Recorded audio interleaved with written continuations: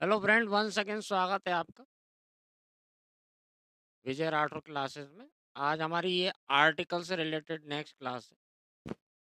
कल तक की जो क्लास थी उसमें हमने डेफिनेट आर्टिकल दा लगाने के सारे नियम देख लिए। तो दोनों ही इनडेफिनेट आर्टिकल और डेफिनेट आर्टिकल, इन दोनों को लगाने के नियम हम देख चुके हैं। अब आज हमको देखना है कि ओमिशन ऑफ आर्टिकल, यानी कि आर्टिकल को कहाँ कहाँ नहीं लगाना है, कहाँ कहाँ नहीं लगाया है। तो आइए हम देखते हैं कि ओमिशन ऑफ आर्टिकल क्या होता है, यानी कि आर्टिकल को कहाँ कहाँ नहीं लगाना चाहिए, है ना। इस चीज़ को आप बुक में भी देखेंगे तो ये ओमिशन ऑफ आर्टिकल के नाम से बने।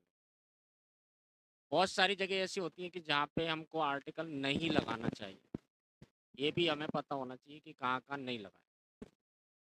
आइए फ्रेंड देखते हैं, पहला नियम जो है, जो दिनों के नाम रहते हैं, जैसे दिन का नाम रहता है Sunday, Monday, Tuesday, Friday, Saturday. तो दिनों के नाम कहीं आ रहा है तो इनके पहले यूजुअली किसी भी आर्टिकल को नहीं लगाते हैं, खास तौर से द को। जैसे उदाहरण देखें, he will go to Mumbai on, और उसके बाद लिखा है सैटरडे, और सैटरडे को मुंबई जाएगा। तो यहाँ अगर हमको आर्टिकल लगाना है तो यहाँ नो आर्टिकल आएगा, कोई भी आर्टिकल नहीं लगाया जाएगा ना। दिनों का नाम कोई भी आ रहा है तो आर्टिकल नहीं लगा।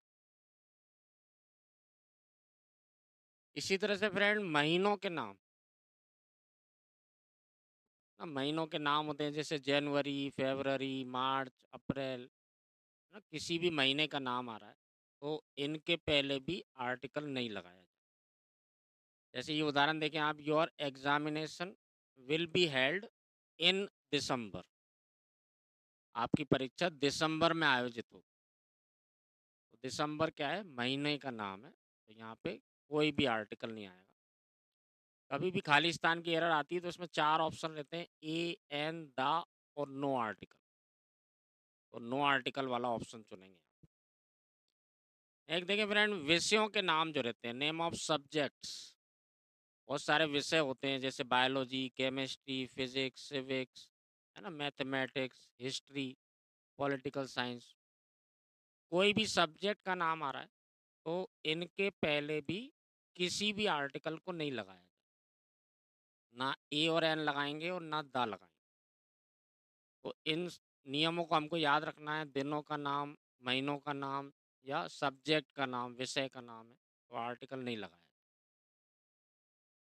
जैसे उदाहरण देखें आप, ही इज स्टडिंग जूलॉजी, वह जूलॉजी पढ़ रहा है। यहाँ पे क्या आएगा, कुछ नहीं आएगा, नो आर्टिकल आएगा, क्योंकि ये जूलॉजी जो है सब्जेक्ट का नाम है। नेक्स्ट फ्रेंड देखें, रंगों के नाम, नेम ऑफ कलर्स, ना रंगों का नाम आ रहा है, red, blue, green, black, white. तो इनके पहले भी किसी भी आर्टिकल को नहीं लगाया जाए। भाषा का नाम आ रहा है, नेम ऑफ लैंग्वेज, भाषाओं के नाम होते हैं जैसे Hindi, Urdu, Sanskrit, French, Chinese, English, है ना, दुनिया में बहुत सारी भाषाएं। तो ये ध्यान रखिए कि भाषा का नाम आ रहा है तो भी आर्टिकल नहीं लगाया जाए। उदाहरण देखें आप, he is the teacher of, और यहाँ लिखा है उर्दू, वह उर्दू का टीचर है, यानी उर्दू भाषा की बात कर रहा है। नो आर्टिकल आएगा यहाँ पे, फिर कोई भी आर्टिकल नहीं लगाएगा। She wants to learn French, वह सीखना चाहती है ना, सीखना चाहती है तो भाषा, भाषा को ही सीखा जाता है। यहाँ पे क्या आएगा, कुछ नहीं आएगा, नो आर्टिकल आएगा। अब फ्रेंड एक बहुत ही ज़्यादा इम्पोर्टेंट टेबल है, इस टेबल को अगर आप समझ लेंगे तो बहुत सारे कन्फ्यूज़न भी आपके दूर हो जाएंगे, और जो गलतियाँ हम करते हैं लिखने में, बोलने में, या हमको एरर करना है परीक्षा में, तो उसमें हम गलती को आसानी से पहचान सकेंगे और कोई कन्फ्यूज़न नहीं हो। ये टेबल मैंने इस हिसाब से ही बनाई है कि बहुत ज़्यादा कन्फ्यूजन होता है कि कहाँ दा लगाएँ, कहाँ ए या एन लगाएँ या कुछ भी नहीं लगाएँ। तो पहला नंबर कॉलम में देखेंगे आप तो ये कंट्री का नाम है ना, देश। जैसे देश इंग्लैंड है, ये देश का नाम। इंग्लैंड में जो लोग रहते हैं, इन्हें कहते हैं द इंग्लिश। इसको बहुत अच्छे से, ध्यान से, शांति से समझ लें, तो आपको कभी भी कन्फ्यूज़न नहीं होगा। इंग्लैंड के रहने वाले लोगों को कहेंगे द इंग्लिश। लेकिन अगर एक व्यक्ति है, तो फिर एन इंग्लिश कहेंगे। अकेला एन इंग्लिश भी कह सकते हैं, एन इंग्लिश मैन भी कह सकते हैं।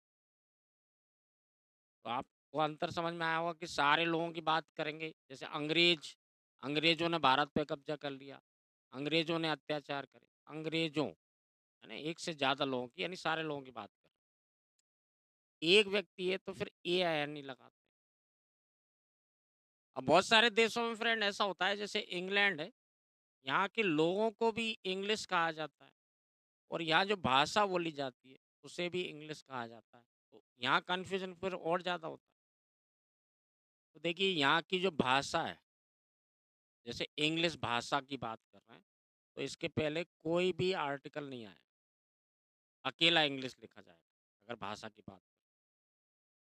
कई बार फ्रेंड ऐसा होता है कि किसी भाषा की बात करते हैं और उसके साथ में ये शब्द जोड़ देते हैं, लैंग्वेज। जैसे इंग्लिश अकेला नहीं बोल रहे हैं, इंग्लिश लैंग्वेज बोल रहे हैं। Hindi language, Urdu language, Sanskrit language, यानी किसी भाषा का नाम आ रहा है, उसके साथ में लैंग्वेज वर्ड भी जोड़ा जा रहा है। ऐसी स्थिति बनती है तो फिर दा जरूर लगाया जाता है। अकेला इंग्लिश कहेंगे तो कुछ नहीं आएगा, लेकिन इंग्लिश लैंग्वेज कहेंगे तो द इंग्लिश लैंग्वेज कहा जाता है। ऐसे ही कुछ और देशों के नाम लिखें, जैसे फ्रांस, फ्रांस के लोगों को कहेंगे द फ्रेंच। एक आदमी है तो कहेंगे अ फ्रेंच। आप चाहें तो अ फ्रेंच मैन भी कह सकते हैं। फ्रांस की भाषा को भी फ्रेंच कहते हैं तो फिर कोई आर्टिकल नहीं आएगा। लेकिन अगर फ्रेंच लैंग्वेज कह रहे हैं तो द फ्रेंच लैंग्वेज कहा जाए। नेपाल, नेपाल के लोगों को कहेंगे द नेपालीज। एक आदमी है तो कहेंगे आ नेपालीज। नेपाल की भाषा को कहेंगे नेपालीज, और लैंग्वेज जोड़ देंगे तो द नेपालीज लैंग्वेज। ऐसे ही देखिए जर्मनी, जर्मनी के लोगों को कहेंगे द जर्मन्स। इसको ध्यान से देखिए, यहाँ पे एस लगा है, बहुवचन का। यहाँ पे ई एस ही आता है, या एस एच आता है, या सी एच आता है ना। इसको अच्छे से समझ लेना आप। यहाँ एस एच आ रहा है, यहाँ सी एच आ रहा है, यहाँ ई एस ई आ रहा है। जैसे नेपालीज, चाइनीज, जापानीज, तो इनको बहुवचन नहीं किया जाता, ये ऐसे ही बहुवचन। लेकिन इसके अलावा कोई शब्द आते हैं तो इन्हें बहुवचन करते हैं, जैसे जर्मन्स, अमेरिकन्स, इंडियंस, ठीक है ना, पाकिस्तानीज। लेकिन जो इस तरह से आ रहा है, एस एच आ रहा है, सी एच आ रहा है, या ई एस सी आ रहा है, जैसे नेपालीज, चाइनीज, जापानीज, तो फिर इनको एस या ई एस लगा के बहुवचन नहीं करते, ये वैसे ही बहुवचन मान के चलते हैं।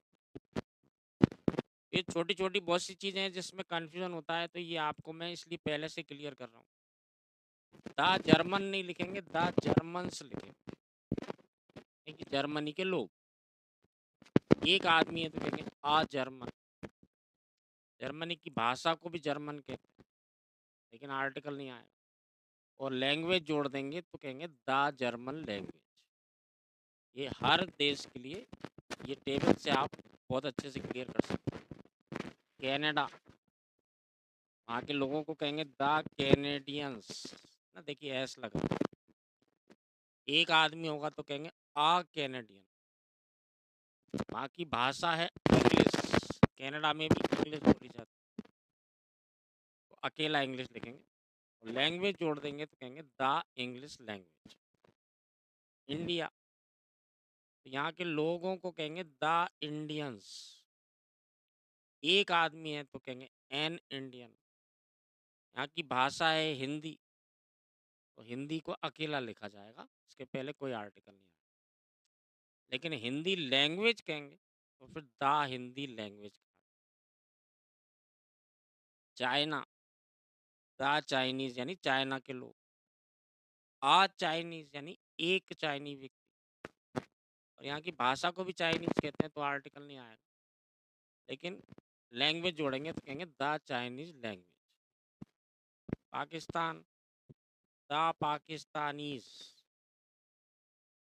एक व्यक्ति है तो कहेंगे आ पाकिस्तानी। यहाँ की भाषा है उर्दू, और द उर्दू लैंग्वेज।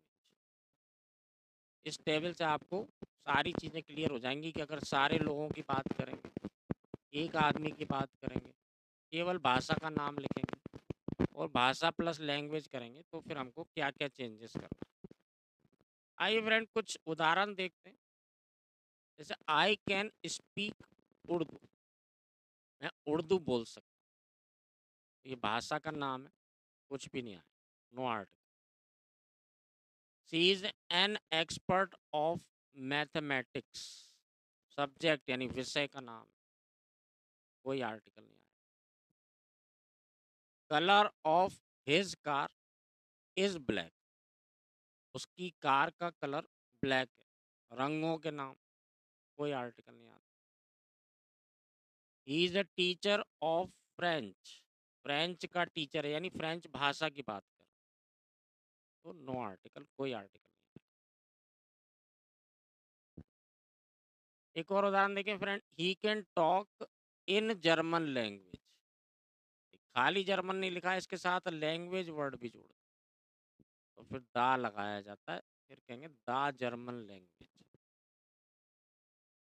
नेक्स्ट देखें फ्रेंड, बीमारियों के जो नाम होते हैं, नेम ऑफ डिसीजेस। जनरली जैसे मैंने आपको बताया था कि हमको स्कूल कॉलेज लेवल पे जब पढ़ाया जाता है तो इतना डिटेल में नहीं बताते। तो फिर क्या करते हैं टीचर लोग, कई बार ये गलती करते हैं कि बच्चों को ये बोल देते हैं कि जो चीज़ बड़ी है, ताकतवर है, महान है, तो उसके पहले दा लगा दो। ये नियम हर जगह नहीं चल पाता है। अब होता क्या है, कोई बड़ी बीमारी होती है जैसे कैंसर है, तो हमको लगता है ये तो बहुत बड़ी बीमारी है, तो दा कैंसर बोलना चाहिए। लेकिन ऐसा कोई नियम एक्चुअल में होता ही नहीं है। कोई भी बीमारी हो, चाहे छोटी हो, चाहे बड़ी हो, चाहे घातक हो, चाहे नहीं हो, ये ध्यान रखिए कि किसी भी बीमारी के नाम के पहले आर्टिकल नहीं लगाया। जैसे he is suffering from malaria, वह मलेरिया से पीड़ित, कोई आर्टिकल नहीं। ही डाइड ऑफ कैंसर, उसकी कैंसर से मृत्यु हो गई। तो बीमारी बड़ी हो छोटी हो, इससे कोई फर्क नहीं पड़ता, कोई आर्टिकल नहीं। Raksha's father is suffering from typhoid, Raksha के पिता टाइफाइड से पीड़ित, कुछ नहीं आएगा, ये भी बीमारी का नाम है, typhoid. The patient has died of cholera, cholera यानी होता है हैजा, हैजा की बीमारी होती है। तो कोई भी आर्टिकल नहीं आएगा, ये सारे ही बीमारियों के नाम। अब फ्रेंड इसके कुछ अपवाद है, उनको देख लेते हैं। प्लेग एक बीमारी का नाम होता है, प्लेग, इसके पहले दा लगाया जाता है। मीजल्स, जो बच्चों को माता निकल आती है, आपने अक्सर सुना होगा कि माता आ गई बच्चों को, यानी छोटे छोटे बारीक बारीक फुंसी हो जाती है पूरे शरीर पे, इसे बीमारी का नाम होता है मीजल्स, तो द मीजल्स लिखा जाता है। द मम्स लिखा जाता है। मम्स भी एक तरह की बीमारी होती है जिसमें वायरल इन्फेक्शन होता है, जो हमारी लिम्फ नोड्स होती हैं शरीर में, लिम्फ नोड्स जैसे टॉन्सल होते हैं, यहाँ पे टॉन्सल होते हैं और ये फूल जाते हैं, पूरे शरीर में सूजन आ जाती है, एक बीमारी है, वायरल बीमारी है, मम्स कहते हैं। तो द मम्स भी लिखा जाता है। द फ्लू लिखा जाता है। तो ये 4 उदाहरण हैं जिनमें द लगता है। इसके अलावा फ्रेंड्स, मैंने आपको जब आर्टिकल ए और एन के नियम लिखाए थे, तब मैंने आपको लिखाया था कि किसी को बुखार आ रहा है तो उसको हम इस तरह से लिखते हैं, हैव अ फीवर, जैसे मुझे कहना है कि मुझे बुखार है, तो फिर मैं कहूँगा आई हैव अ फीवर। तो ये अपवाद हैं, ऐसा लिखा जाता है। किसी को सर्दी हो रही है, खांसी हो रही है, तब भी इस तरह से लिखते हैं हैव अ कफ, यानी खांसी हो रही है। हैव अ कोल्ड, सर्दी हो रही है। हैव अ पेन, दर्द हो रहा है। हैव अ बैक एक, हैव अ हेड एक, हैव अ नी एक, ये सारे मैं आपको लिखा चुका हूँ। तो इस तरह से बोला जाता है। ये चीज़ें भी हमको पता होना चाहिए कि कहाँ लगाना है और कहाँ नहीं लगाना है, दोनों ही चीज़ें आना चाहिए। तो ये जो 4 मैंने आपको बताए, the plague, the measles, the mumps और द फ्लू, इनमें द लगा सकते हैं। इस तरह से लिखते हैं तो इनमें ए और एन लगा। एक देखिए फ्रेंड, त्योहारों के नाम जो होते हैं, नेम ऑफ फेस्टिवल्स, सेम वही चीज़ है कि हमारे दिमाग में ये आता है कि एक दिवाली है, जैसे हमारे लिए सबसे बड़ा त्योहार, सबसे इम्पोर्टेंट है, तो दा दिवाली बोलना चाहिए। अब इस तरह से तो कोई क्रिश्चियन व्यक्ति है तो उसके लिए क्रिसमस सबसे बड़ा त्योहार है, तो फिर वो दा क्रिसमस कहेगा। कोई मुस्लिम है तो वो दा ईद कहेगा। तो फ्रेंड, मैंने जैसे बताया कि ऐसा कोई नियम नहीं होता कि बड़ा है, महान है, इम्पोर्टेंट है तो दा लगा दो, ऐसा कोई नियम नहीं होता। कोई भी त्योहार हो, छोटा हो चाहे बड़ा हो, इनके पहले आर्टिकल नहीं लगाया जाए। जैसे they will celebrate Christmas, way Christmas का उत्सव मनाएंगे, नो आर्टिकल, कोई आर्टिकल नहीं। People of India celebrate Diwali, Bharat के लोग दिवाली मनाते हैं, नो आर्टिकल, कोई आर्टिकल नहीं। छोटा हो बड़ा हो इससे कोई लेना देना नहीं, कोई भी त्योहार हो आर्टिकल नहीं लगाया।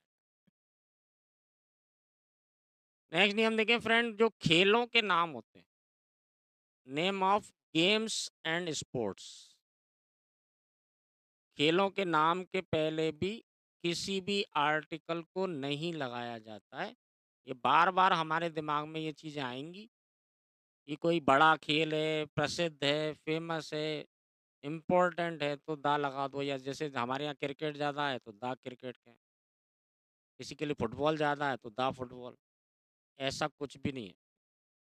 कोई भी खेल हो, चाहे वो आउटडोर हो, इंडोर हो, इम्पोर्टेंट हो या नहीं हो, इससे कोई फ़र्क नहीं पड़ता। Children play cricket, no article. I like football, no article. She was playing tennis, no article. कोई सा भी हो, क्रिकेट, हॉकी, वॉलीबॉल, है ना, बैडमिंटन, लॉन टेनिस, गोल्फ, कुछ भी हो, कोई आर्टिकल नहीं लगाया। आइए फ्रेंड, नेक्स्ट नियम देखते हैं। ये 4 फ्रेजेस हैं। The title of, the post of, the rank of और द जॉब ऑफ, ये 4 फ्रेजेस हैं।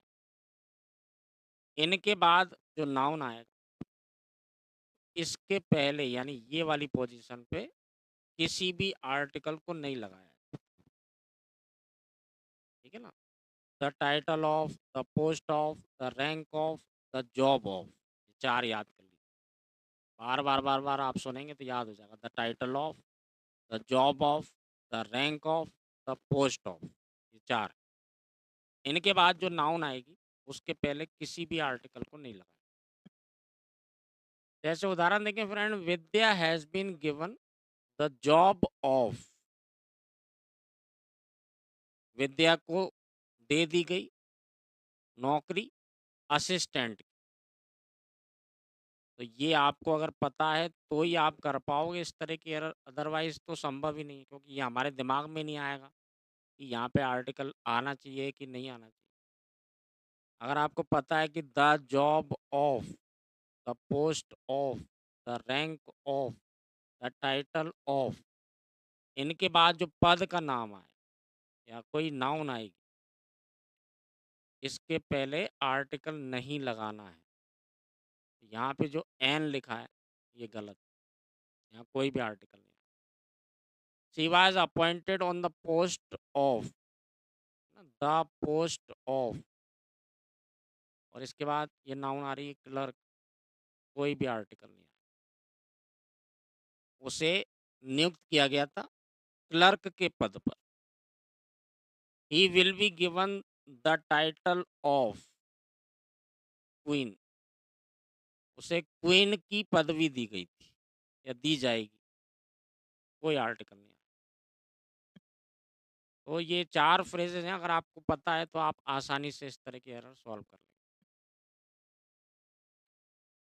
इसी तरह का एक और नियम होता है फ्रेंड्स, कुछ वर्ब्स होती हैं, अगर ये वर्ब्स आ रही हैं, तो इनके बाद जो नाउन आएगा, यानी ये जो वर्ब आ रही हैं, इनके बाद जैसा अभी मैंने बताया, उस तरह से ही कोई नाउन आ रहा है, तो उस नाउन के पहले किसी भी आर्टिकल को नहीं लगाया जाए। ये नाउन है, देखिए ये made, elected, selected, become, nominated, crowned, ये वर्ब को अच्छे से याद कर लें आप। Made, become, crowned, elected, selected, nominated, appointed और डिक्लेयर्ड। 2 बार 4 बार जब आप इनको दोहराएंगे तो आपको याद होगा। Made, elected, selected, nominated, crowned, become, declared, appointed, और इनके बाद जो पद का नाम आए उसके पहले किसी भी आर्टिकल को नहीं लगाया जाए। उदाहरण से ये और क्लियर हो जाएगा, देखिए जैसे he was elected chairman of the board of directors, जो बोर्ड ऑफ डायरेक्टर्स के चेयरमैन पर चुना गया। ये देखिए पद का नाम आ रहा है और इसके पहले ये वर्ब आ रही है इलेक्टेड, तो यहाँ पे किसी भी आर्टिकल को नहीं लगा।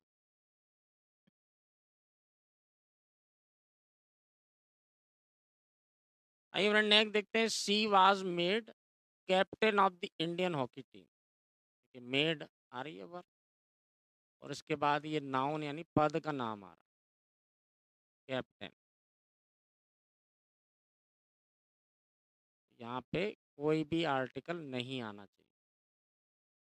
She was made captain of the Indian hockey team, उसे भारतीय हॉकी टीम का कप्तान बनाया गया। Rajesh has been elected mayor of the municipal corporation, Rajesh को नगर निगम का मेयर चुन लिया गया। यहाँ पे कुछ नहीं आया, ये वर्ब को याद रखना है आपको। Gautam will become principle of this school, Gautam इस स्कूल का प्रिंसिपल बन जाएगा। नो आर्टिकल, कोई आर्टिकल नहीं।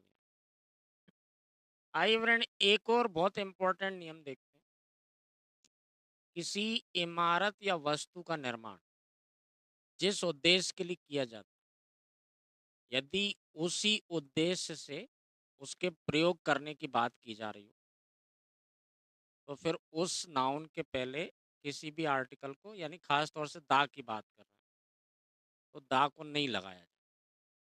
जैसे कि आप इसको समझें थोड़ा सा, जैसे किसी स्कूल का निर्माण किया गया, ठीक है ना, तो स्कूल काहे के लिए बनाया जाता है, पढ़ाई करने के लिए, और सेंटेंस में पढ़ाई करने से संबंधित बात हो रही है, तो फिर स्कूल के पहले दा नहीं आए। स्कूल, कॉलेज, यूनिवर्सिटी, ये काहे के लिए बनाए जाते हैं, पढ़ाई करने के लिए, और सेंटेंस में पढ़ाई से संबंधित ही बात हो रही है इन नाउन की। इसी तरह से टेम्पल, मॉस्क, चर्च, है ना, इनको बनाया जाता है काहे के लिए, पूजा करने के लिए, प्रार्थना करने के लिए, और सेंटेंस से अर्थ भी वही निकल रहा है, पूजा करने की बात कर रहा है, तो फिर इनके पहले आर्टिकल दा नहीं लगाया। पहले तो ये नाउन्स आप अच्छे से देख लें कि ऐसी नाउन कौन कौन सी है जिन पे ये नियम लगता है। जैसे अभी मैंने बताया स्कूल, कॉलेज, यूनिवर्सिटी, ना, बेड यानी पलंग या बिस्तर। इसके अलावा पूजा करने वाले जितने भी स्थान रहते हैं, चर्च, टेम्पल, मॉस्क, मॉस्क यानी मस्जिद।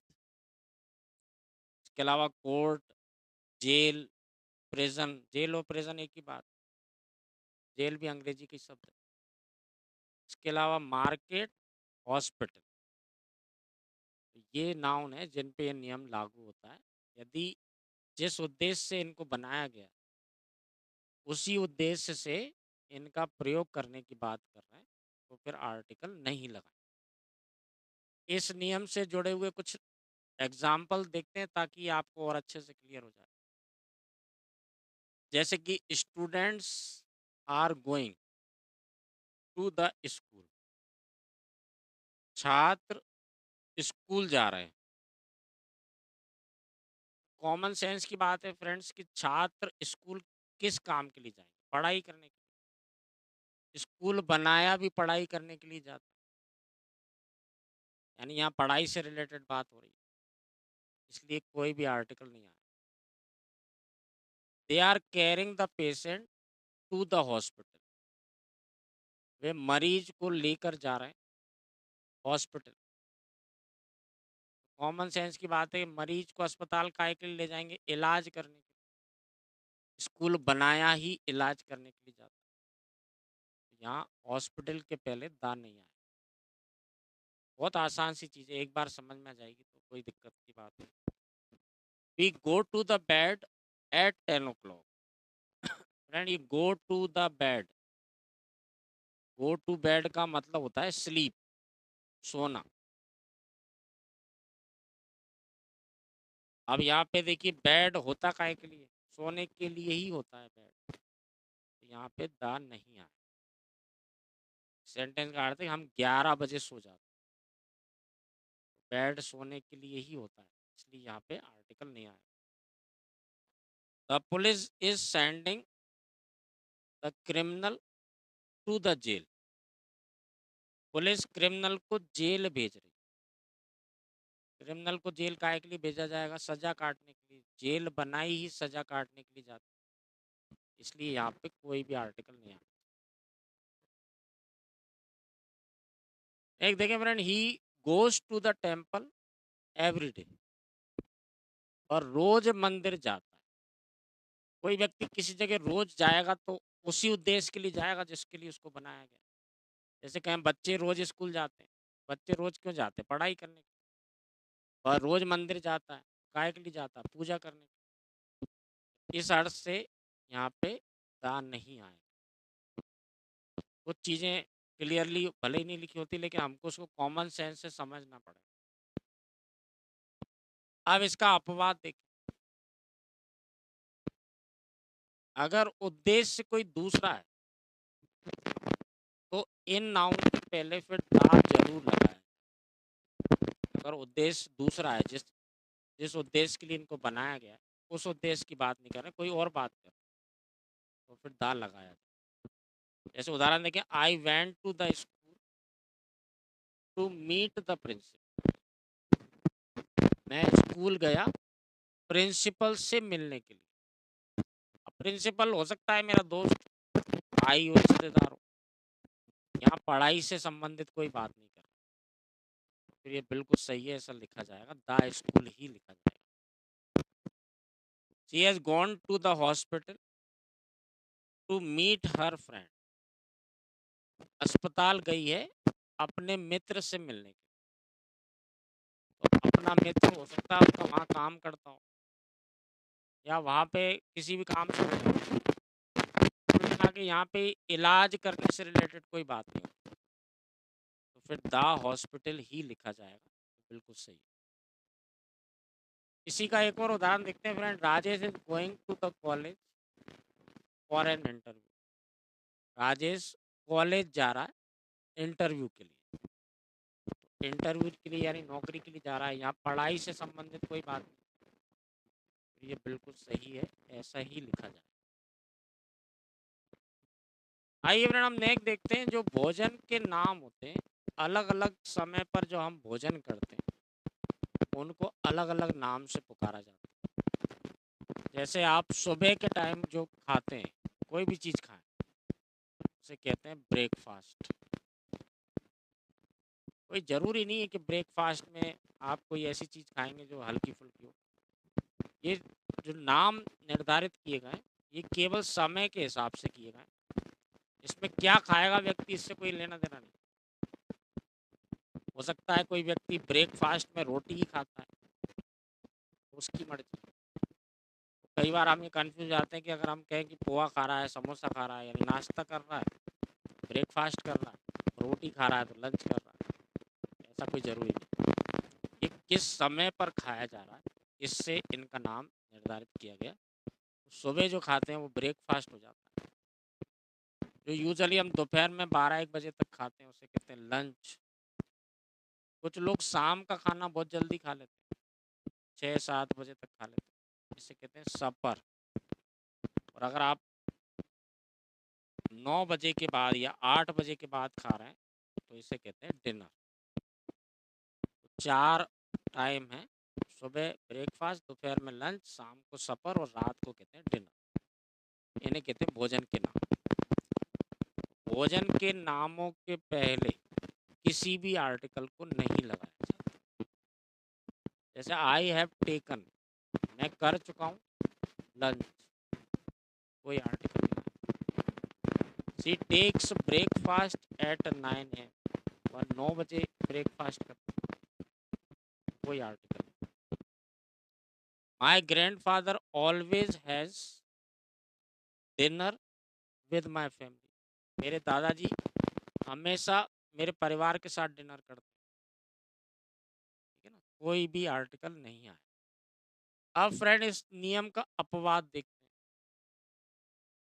तो यदि भोजन का नाम जो है वो अकेला नहीं आ रहा है, इसके पहले किसी एडजेक्टिव का प्रयोग किया जाए। अभी आपने देखा कि लंच लिखा था, डिनर लिखा था, लेकिन अकेला लिखा। लेकिन अकेला नहीं लिखा जाए, अगर भोजन के नाम के पहले किसी एडजेक्टिव को जोड़ा जाए, जैसे कहा जा रहा है नाइस ब्रेकफास्ट, बैड लंच, ना delicious dinner, grand dinner, marvellous lunch, sumptuous supper, शानदार, बहुत बढ़िया, अच्छा, खराब, है ना, स्वादिष्ट, ऐसा कोई भी एडजेक्टिव जोड़ रहे हैं तो फिर इनके पहले निश्चित रूप से ए और एन का प्रयोग किया जाता है। जैसे सी gave a nice dinner, a nice dinner, a delicious lunch, ये एडजेक्टिव आ रहा है लंच के पहले। अ समटुअस सपर, समटुअस यानी बहुमूल्य, शानदार, एक शानदार सपर दी। We had taken a marvellous breakfast today, हमने एक शानदार, आश्चर्यजनक, शानदार ब्रेकफास्ट किया। कोई भी आर्टिकल, कोई भी एडजेक्टिव आ रहा है तो फिर आर्टिकल ए और एन का प्रयोग किया जाए, ज़्यादा अच्छे से क्लियर हो सकता है। पहला आप देखें तो वी ऑल, हम सब खाते हैं व्हीट, गेहूँ। अब व्हीट जैसे मैंने आपको बताया था ये खालिस्तान है, तो इसके बाद हमको देखना है कि नाउन आ रही है कि नहीं आ रही। तो नाउन आ रही है, व्हीट गेहूँ नाम है, नाउन है। अब नाउन आ रही है तो ये कौन-सी नाउन है? तो ये अनकाउंटेबल नाउन। गेहूँ को खरीदा या बेचा जाता है, यानी जब उपयोग किया जाता है तो नाप-तौल की जाती है। नाप-तौल की जाती है यानी material noun. Material noun uncountable होता है। अनकाउंटेबल नाउन के पहले हम यूजुअली कोई भी आर्टिकल नहीं लगाते। तो यहाँ पे क्या आएगा? कुछ भी नहीं आएगा। हम सब गेहूँ खाते हैं। अगर आप इसमें सवाल पूछें कौन-सा? पार्टिकुलराइज़ेशन को आपको पहचानना है। उसको पहचानने का तरीका ये होता है कि उस नाउन के बारे में हम पूछें कि कौन-सा? अगर कोई आंसर नहीं आ रहा है या ये आंसर आ रहा है कि कोई-सा भी, तो पार्टिकुलराइज़ेशन नहीं हो रहा, क्योंकि विशिष्ट चीज़ की बात नहीं कर रहे। लेकिन अगर इसका कोई आंसर आ रहा है, कौन-सा का जवाब आ रहा है, तो इसका मतलब है कि पार्टिकुलराइज़ेशन हो रहा है। हम सब गेहूँ खाते हैं, कौन-सा? कोई-सा भी। यहाँ पे कुछ नहीं लिखा कि कौन-सा गेहूँ खाते हैं। लेकिन दूसरा सेंटेंस आप देखें कि wheat of MP, Madhya Pradesh का गेहूँ, फेमस ऑल अक्रॉस इंडिया, पूरे भारत में प्रसिद्ध है। कौन-सा गेहूँ? मध्य प्रदेश का गेहूँ। इससे कहते हैं पार्टिकुलराइज़। जैसे आपने पूछा कौन-सा गेहूँ? आंसर आया मध्य प्रदेश का गेहूँ। तो जब पार्टिकुलराइज़ करेंगे तो इससे कोई फ़र्क नहीं पड़ता कि ये नाउन कौन-सी है, कौन-सा नियम दा का है या नहीं है, इससे कोई फ़र्क नहीं पड़ता। फिर दा निश्चित रूप से आएगा ही आएगा। एक देखें शी परचेज़्ड गोल्ड, उसने सोना खरीदा, अनकाउंटेबल नाउन। अगर आप सवाल पूछे कौन-सा? कोई जवाब नहीं है। जो सब खरीदते हैं वो? नो आर्टिकल, कोई आर्टिकल नहीं। हम आयात करते हैं गोल्ड ऑफ साउथ अफ्रीका। हम साउथ अफ्रीका का सोना आयात करते हैं। कौन-सा? साउथ अफ्रीका का सोना। ये पार्टिकुलराइज़ कर रहे हैं, तो फिर द आएगा, निश्चित रूप से आएगा। आई नीड वाटर, मुझे पानी चाहिए। कौन-सा? जो सब पीते हैं वो? कोई विशिष्ट बात नहीं, कोई आर्टिकल नहीं आया। आई बॉट, मैं लेकर के आया या मैंने खरीदा। The water of Ganga, Ganga का पानी। कौन-सा पानी? गंगा का पानी। पार्टिकुलराइज़ कर रहे हैं, तो फिर कोई देखने की ज़रूरत नहीं है ये कौन-सी नाउन है, अनकाउंटेबल है, प्लूरल है, कोई सी भी हो, नियम कुछ भी हो, कोई फ़र्क नहीं पड़ता। अभी थोड़ी देर पहले हमने फ्रेंड्स कुछ नियम देखे थे जिसमें मैंने आपको बताया था कि बीमारियों के नाम के पहले कोई आर्टिकल नहीं लगा। जैसे ही डाइड ऑफ कैंसर, कोई आर्टिकल नहीं आएगा क्योंकि बीमारी का नाम है। उसकी कैंसर से मृत्यु हो गई। कौन-सा कैंसर? सबको होता है वही। लेकिन दूसरा सेंटेंस देखें, दे न्यू, उन्हें पता था कि कैंसर ऑफ रोमेस, उन्हें पता था कि रोमेस का cancer was not serious, Romesh का कैंसर गंभीर नहीं था। कौन सा कैंसर? जो रोमेस को हुआ था उस कैंसर की बात कर, तो फिर दा जरूर लगाएंगे। इसी तरह से हमने देखा था फ्रेंड कि खेलों के नाम के पहले आर्टिकल नहीं आता। वह क्रिकेट खेलता है। कौन सा क्रिकेट? जो सब खेलते हैं। लेकिन दूसरा सेंटेंस है cricket of India is famous, Bharat का क्रिकेट फेमस है। कौन सा क्रिकेट? भारत का क्रिकेट फेमस। पर्टिकुलराइज कर रहे हैं तो फिर दा जरूर लगाएंगे। ऐसे ही एक और उदाहरण देखिए, द डिनर, अभी दिखाया था मैंने आपको भोजन के नामों के पहले आर्टिकल नहीं लगा, लेकिन इस सेंटेंस को देखें, द डिनर वी हैव, इसको हेड करिए, गलत है क्योंकि सेकंड फॉर्म आना चाहिए, last night. The dinner we had last night was amazing. Dinner जो हमने कल रात को खाया था, अमेजिंग था, आश्चर्यजनक, शानदार था। कौन सा डिनर? जो कल रात खाया था उस डिनर की बात कर रहे हैं। डिनर तो हम रोज करते हैं, लेकिन यहाँ बात पर्टिकुलर उस डिनर की कर रहे हैं जो कल खाया था। तो दा जरूर आए। I want to see the man, मैं उस आदमी से मिलना चाहता हूँ। हु फोन्ड मी यस्टरडे, मैं उस आदमी से मिलना चाहता हूँ जिसने मुझे कल फोन किया था। कौन सा आदमी? जिसने कल फ़ोन किया था उस आदमी की बात कर रहे हैं, दुनिया में हज़ारों आदमी हैं, इसलिए दा ज़रूर लगाएँगे। School I went in childhood is old, school जिसमें मैं बचपन में जाता था, पुराना है। कौन सा स्कूल?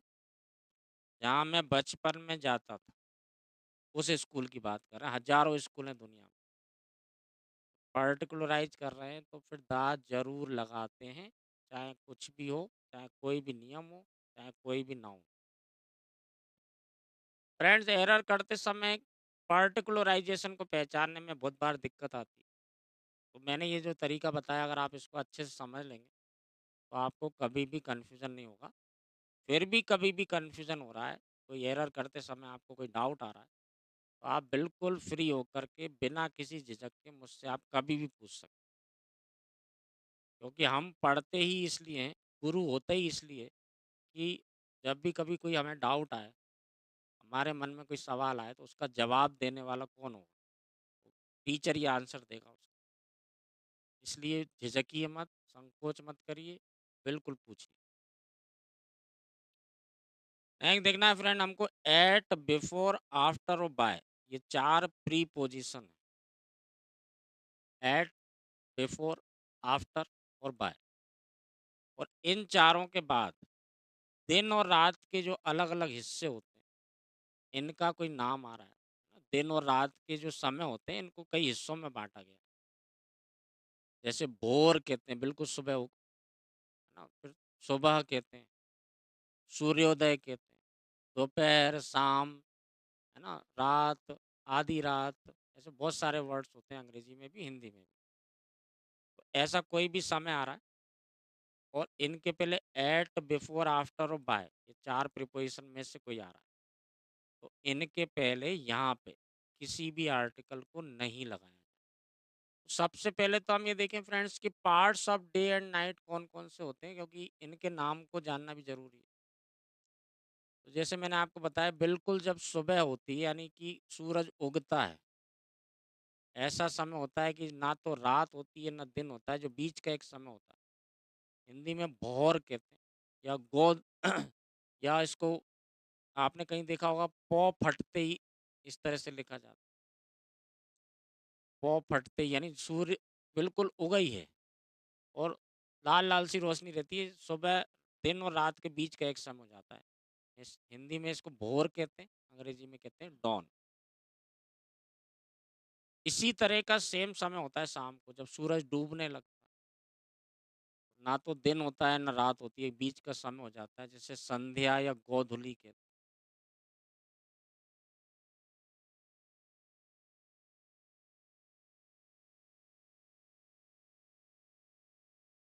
अंग्रेजी में कहते हैं डस्क। डॉन सुबह और शाम को हो जाती है डस्क। डे ब्रेक कहा जाता है दिन के बीच का समय। सूर्य जब उदय होता है, सूर्योदय कहते हैं जो हिंदी में, सनराइज। दोपहर के 12 बजे का टाइम जो रहता है, उसे नून कहा जाता है, नून। दोपहर के 12 बजे। इसलिए फ्रेंड 12 बजे के बाद का जो समय रहता है, इसको आफ्टरनून कहा जाता है। आफ्टरनून 12 के बाद। नून जो है 12 बजे के टाइम है, आफ्टरनून उसके बाद का यानी दोपहर का समय हो जाता है। शाम को कहते हैं इवनिंग, ट्विलाइट, जो शाम का एक समय होता है, इसको ट्विलाइट भी कहते हैं। नाइट यानी रात, और मिड नाइट यानी होता है आधी रात, और सनसेट यानी होता है सूर्यास्त। ऐसे बहुत सारे और शब्द भी होते हैं, मून लाइट भी होता है। इनमें से कोई आ रहा है और इनके पहले एट, बिफोर, आफ्टर और बाय, ये 4 प्रीपोजिशन में से कोई आ रहा है। जैसे यहाँ देखिए, she came to meet me at midnight, और मुझसे मिलने के लिए आई आधी रात में।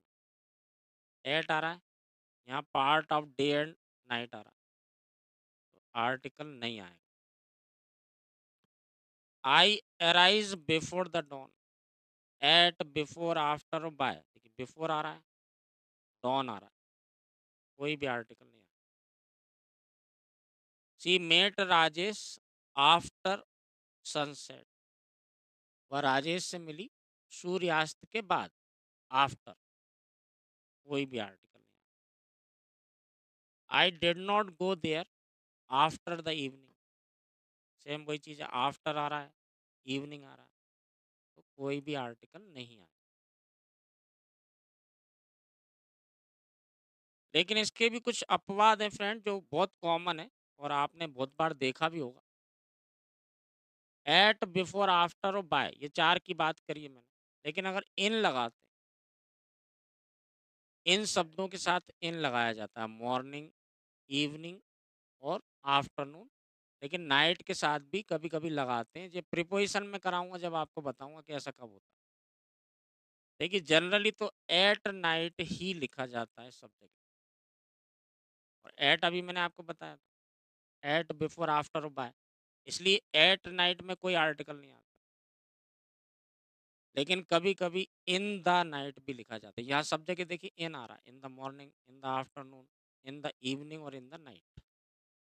इन लगाते हैं, तो आप देखें सभी जगह द आ रहा है। इन दोनों का डिफरेंस क्या होता है ये हम प्रीपोजिशन करेंगे जब मैं आपको बहुत क्लियरली और बहुत विस्तार में बताऊंगा ये सारी चीज़। नेक्स्ट देखिए फ्रेंड, यदि मीन्स ऑफ ट्रांसपोर्ट यानी यातायात के साधन, किसी जगह आप जा रहे हैं, कोई जा रहा है, कोई चीज़ जा रही है, ट्रांसपोर्टेशन हो रहा है, यातायात हो रहा है, या कोई काम आपको करना कैसे है, मैनर ऑफ डूइंग समथिंग, किसी काम को करने का तरीका। देखिए यातायात तो हो गया, जैसे कोई कार से गया, बस से गया, हवाई जहाज से गया, ये यातायात के साधन हो गए। मैनर ऑफ डूइंग समथिंग का मतलब क्या है, जैसे आपको किसी को पैसा देना है तो उसने कहा भाई आप ऐसा करो मुझे चेक से दे दो, डीडी बनवा के दे दो, कैश दे दो। कोई चीज़ हमें कहीं भेजना है तो उन्होंने कहा भाई पोस्ट से भेज दीजिए, डाक खाने से, कोरियर से भेज दीजिए, ईमेल से भेज दीजिए। तो ये काम आप करेंगे कैसे, ये तरीका बता रहा है। और इस तरीके को बताने के लिए अगर बाय का प्रयोग किया जा रहा है तो फिर इसके बाद किसी भी आर्टिकल को नहीं लगाया जाए। जैसे बाय बस, वह बस से जाएगा।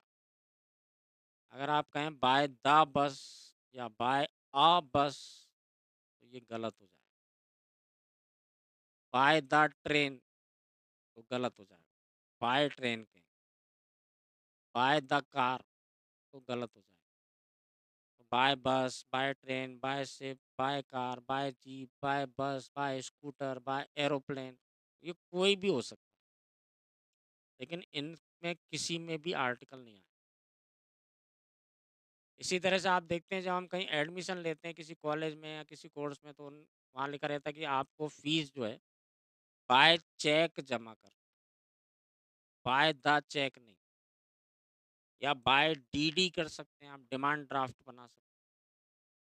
कोई चीज़ भेजना है तो उन्होंने कहा भाई बाय पोस्ट भेजना है, जैसे कोई फॉर्म भेजना है, उसमें लिखा रहता है कि नहीं इसको बाय पोस्ट भेजना, बाय कुरियर भेज सकते, बाय ईमेल भेज सकते, बाय हैंड यानी स्वयं जा करके देना, बाय कैश पेमेंट करना, किसी मैसेंजर यानी संदेश वाहक के थ्रू आप भेज सकते।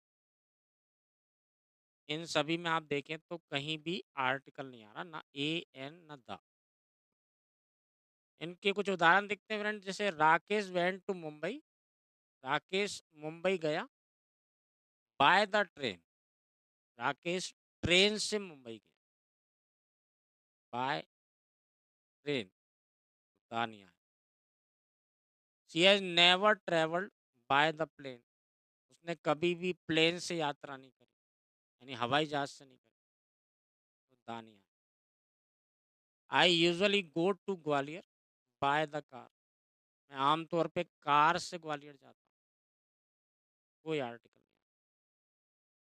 He will pay you the fee by the DD, वो आपको फीस देगा डीडी से, डीडी डिमांड ड्राफ्ट बना के, कोई article. She will she will ये शॉर्ट फॉर्म है, विल को डब्ल्यू आई हटा दिया और इसकी जगह अपोस्ट्रॉफी लगा देते हैं। सील पढ़ सकते हैं, सी विल पढ़ सकते हैं। She will send us the gift by the post, वो हमको पोस्ट यानी पोस्ट ऑफिस से, डाक खाने से, डाक के द्वारा गिफ्ट भेजेगी।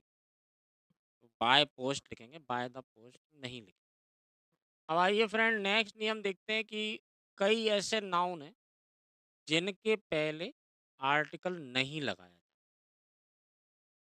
इनमें से एक वर्ड है फ्रेंड मैन। अब इसके दो तीन तरह से यूज होता है। एक तो कोई आदमी है, एक आदमी है तो उसको मैन कह सकते हैं। कोई आदमी, कोई व्यक्ति। कई बार मैन का अर्थ मानवता भी निकलता है, ठीक है। और कई बार जो मैन का अर्थ निकलता है पूरी मनुष्य जाति, यानी किसी एक आदमी की बात नहीं, दुनिया का मनुष्य, कोई भी मनुष्य का मतलब हो जाता है, यहाँ आदमी और औरत की बात नहीं हो रही, क्योंकि औरत मनुष्य जाति में तो आदमी आ जाए, चाहे औरत आ जाए, चाहे बच्चा आ जाए, सभी आ जाते हैं। तो मैन का अर्थ यदि मनुष्य निकल रहा है, सेम उसी तरह से वुमेन, वैसे तो महिला, एक महिला है तो वुमेन कहते हैं। लेकिन अगर इसका अर्थ निकले कि दुनिया की कोई भी स्त्री, दुनिया की कोई भी स्त्री या स्त्री जाति, पूरी जाति की बात, ह्यूमैनिटी यानी होता मानवता, मैन काइंड का भी यही अर्थ होता है, मानवता। इसके अलावा नेचर यानी प्रकृति, science, society, death, life, parliament, freedom, love, तो ये शब्दों को आपको बहुत अच्छे से बार बार याद कर लेना है। इनमें से कोई आ रहा है तो फिर इनके पहले किसी भी आर्टिकल को नहीं लगाया जाता है। और ये बहुत ज़्यादा इम्पोर्टेंट है क्योंकि ये बहुत एग्जाम्स में अक्सर ये रिपीट होते हैं, सैकड़ों हजारों बार ये क्वेश्चन आते हैं। फ्रेंड देखिए, मैन इज मोर्टल। अब मैन का अर्थ निकालना पड़ेगा हमको कि मैन का अर्थ एक आदमी निकल रहा है या पूरी मनुष्य जाति से निकल रहा है। इस सेंटेंस का अर्थ है कि मनुष्य नश्वर होता है, मनुष्य नश्वर होता है, इसका मतलब एक दिन नष्ट हो जाएगा, मर जाएगा। तो यहाँ पे अपन किसी एक आदमी की बात तो कर नहीं रहे, चाहे आदमी हो चाहे औरत हो, यानी दुनिया का कोई भी मनुष्य जाति हो, मनुष्य जाति का कोई व्यक्ति हो, वो अर्थ निकल रहा है तो फिर कोई भी आर्टिकल नहीं आएगा। Women is the ornament of the home. महिला एक घर या परिवार का गहना होती है। कौन सी महिला? दुनिया की किसी भी महिला की बात, तो फिर यहाँ कोई आर्टिकल नहीं। Nature is always beautiful. प्रकृति हमेशा ही सुंदर होती है। नेचर का अर्थ निकल रहा है प्रकृति, प्राकृतिक वातावरण, कोई आर्टिकल नहीं लगा। Science changed life of everyone, कोई आर्टिकल नहीं आया। Life is not a bed of roses, a bed of roses. जीवन फूलों की सैया नहीं होती, लाइफ के पहले भी कोई आर्टिकल नहीं लगा। वी गॉट फ्रीडम इन 1947, हमें 1947 में आज़ादी मिली थी। लव प्रिवेंट्स वॉर्स, प्रेम युद्ध रोकता है। इन शब्दों को हमको याद करना है, man, women, life, love, society, science, freedom, Mankind, ठीक है ना, नेचर और पार्लियामेंट। पार्लियामेंट को भी अच्छे से ध्यान रखना है क्योंकि बाकी सब में द आता है, द संसद, द लोकसभा, द राज्यसभा, लेकिन पार्लियामेंट वर्ड आ रहा है तो आर्टिकल नहीं लगाया। फ्रेंड्स, ऑलमोस्ट सारे ही नियम हम देख चुके हैं, लेकिन आर्टिकल के नियम इतने सारे हैं कि ये अभी भी बहुत सारे बच रहे हैं। उनको मैं अभी नहीं खत्म बताऊंगा आपको। हम जब एरर करेंगे तो एरर में क्योंकि बहुत डिफरेंट डिफरेंट स्ट्रक्चर्स बनाए जाते हैं, तो उसी समय मैं आपको वो सारे नियम क्लियर करूंगा एरर जब सॉल्व करेंगे। अब आखिरी चीज़ हमको जो देखना है, बहुत सारी फ्रेजेस ऐसी होती है जिनमें आर्टिकल नहीं लगाया जाता है, खास तौर से दा की बात करें। इसके लिए मैं एक छोटी सी ट्रिक बता देता हूँ आपको। एक जैसी कोई दो नाउन आ रही हूँ, यानी जोड़ा बन रहा हो, जैसे देखिए मैन टू मैन, ये जोड़ा बन रहा है, आर्म इन आर्म, जोड़ा बन रहा है, एक जैसी नाउन आ रही है। इससे आप आसानी से याद कर सकते हैं कि ऐसा कोई भी जोड़ा बन रहा है, man to man, hand in hand, arm in arm, brother and sister, ladies and gentleman, ये जोड़ा बना रहा है, brother and sister, ladies and gentleman. तो इनमें आप याद कर लो कि आपको इतना सारा याद करने की ज़रूरत नहीं, उसमें आर्टिकल नहीं आए। From hand to mouth, from door to door, देखिए जोड़ा बन रहा है, from top to bottom, day after day, day by day, hand in hand, from dawn to dusk, from east to west, from beginning to end. इनमें कोई भी article नहीं लगाया जाता। कुछ और शब्द होते हैं फ्रेंड, जैसे ऑन स्ट्राइक, कोई हड़ताल पर है। ऑन सेल, कोई चीज़ बिक्री के लिए रखी गई है। कोई व्यक्ति छुट्टी पे है तो ऑन लीव कहा जाता है। ऑन फुट मैंने आपको बताया था, पैदल जाने के लिए कहते हैं ऑन फुट। ऑन फायर, किसी जगह आग लग जाती है तो ऑन फायर कहा जाता है। ऑन ड्यूटी, कोई ड्यूटी करते समय, नौकरी करते समय या कर्तव्य निभाते समय, जैसे किसी सैनिक को गोली लग गई जब वो ड्यूटी कर रहा था तो कहते हैं ही डाइड ऑन ड्यूटी। किसी चीज़ की मांग होती है तो कहते हैं ऑन डिमांड। बाय चांस, ये वर्ड आपने बहुत सुना होगा, बाय चांस ऐसा हो गया। बाय चांस मतलब संयोग से। बाय मिस्टेक, गलती से। अभी ये मैं आपको लिखा चुका हूँ, by post, bye courier, by change. क्योंकि नियम फ्रेंड बहुत सारे हैं, एक बार में याद होना असंभव है। मैंने आपको पहले भी कहा था कि आर्टिकल के नियम बहुत सारे होते हैं। अगर ये सारे नियम हमको पता नहीं है तो अभी कोई दिक्कत नहीं है। दिक्कत आती है जब हम एग्ज़ाम हॉल में बैठे होते हैं और हमारे सामने पेपर होता है। किसी को भी ये पता नहीं है कि कौन-सी चीज़ कहाँ से पूछ लेंगे, और उस समय अगर आपको नियम पता नहीं है, तो निश्चित रूप से आप कन्फ्यूज़ हो जाएँगे और गलत करेंगे।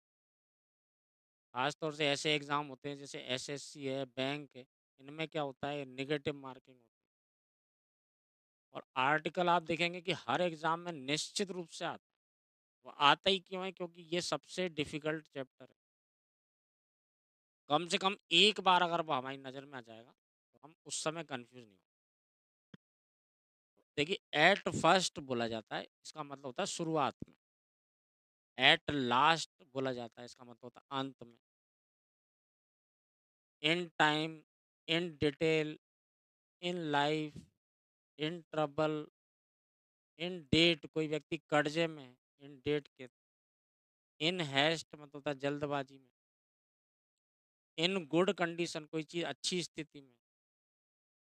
इन बैड कंडीशन भी बोला जाता है, बुरी स्थिति में।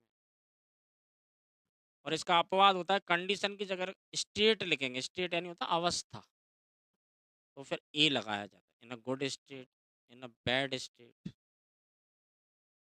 तो ये जैसे मैंने आपको बोला एक बार में याद नहीं होंगे, इनको याद करने में बहुत टाइम लगेगा। जब तक आप 2 बार, 5 बार, 10 बार नहीं देखेंगे, तो ये याद नहीं होगा। तो यहाँ तक हमारा आर्टिकल का चैप्टर की थ्योरी की जो बात करें, ये थ्योरी पूरी कंप्लीट हो चुकी है। सारे नियम लगाने के देख चुके हैं, नहीं लगाने के भी देख चुके हैं। अब इससे जुड़ी हुई कुछ एरर्स हैं, क्योंकि फाइनली हमको परीक्षा में एरर ही करना है, थ्योरी लिख के तो आना नहीं है। तो नेक्स्ट क्लास से हम इसकी एरर को सॉल्व करेंगे, और उससे जुड़े कोई नई चीज़ें आती हैं, कोई नए नियम आते हैं, तो मैं आपको साथ-साथ वहीं समझाता जाऊँ। फ्रेंड, आज के लिए इतना काफ़ी है। Thank you very much. Next class में फिर से मिलेंगे।